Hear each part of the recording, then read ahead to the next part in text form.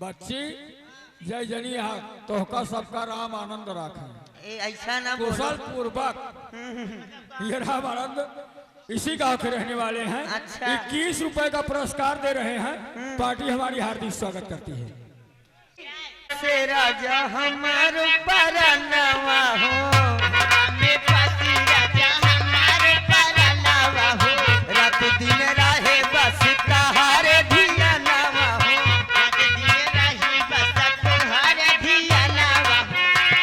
मन झूमे नाचे गावे जब तहारा गावे,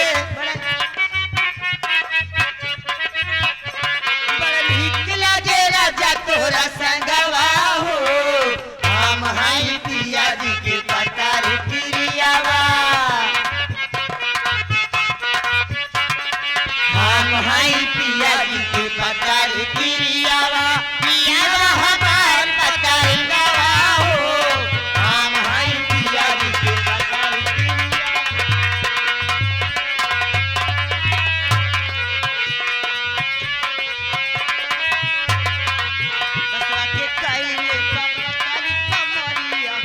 लचकेला गई से लवंगिया का डालिया हो,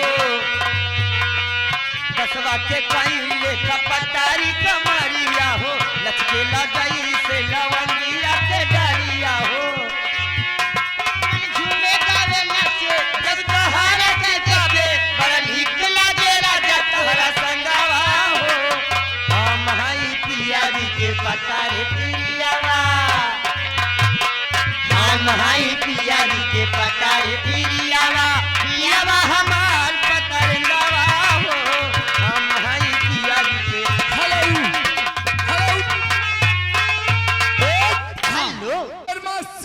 है। ए दीदी क्या है? ए बड़ी वाली दीदी, हाँ हाँ ये तो हम और सोचत रही। अरे दीदी है तो हम खुद हो करी सोलह सिंगार, सबून का आगे लागे बेकार, 18 अजूबा हई महबूबा हमार, 18 अजूबा हई महबूबा, 16 सिंगार तोरा सब लागे बेकार, 18 अजूबा हई महबूबा हमार, 18 अजूबा हई महबूबा।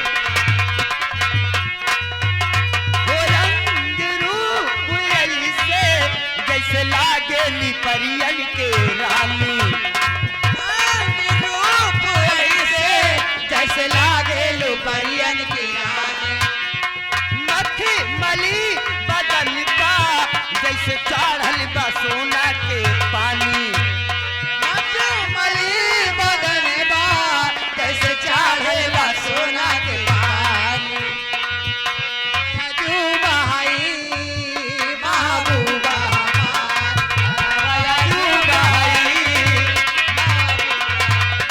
महबूबा, 18 अजूबा। माटी दियो न इतना मारो ना भुला जाबे अगर का कहबे तो माटी दे करे तो हूँ मारे थे का और का हम नहीं जानते रहे। वैसे एक बात यह है, हमका सब एक छोड़ा के चक्कर में पड़े जी, नहीं तू का मसल जाए जैसे धनिया की चटनी। हमका बात छोड़ा आवा यह लौंडा देखा के जब मुंह बावत है, अच्छा ऐसे दे दे कि वही में एकदम मनमनात पड़ा रहा। चिंता ना करो,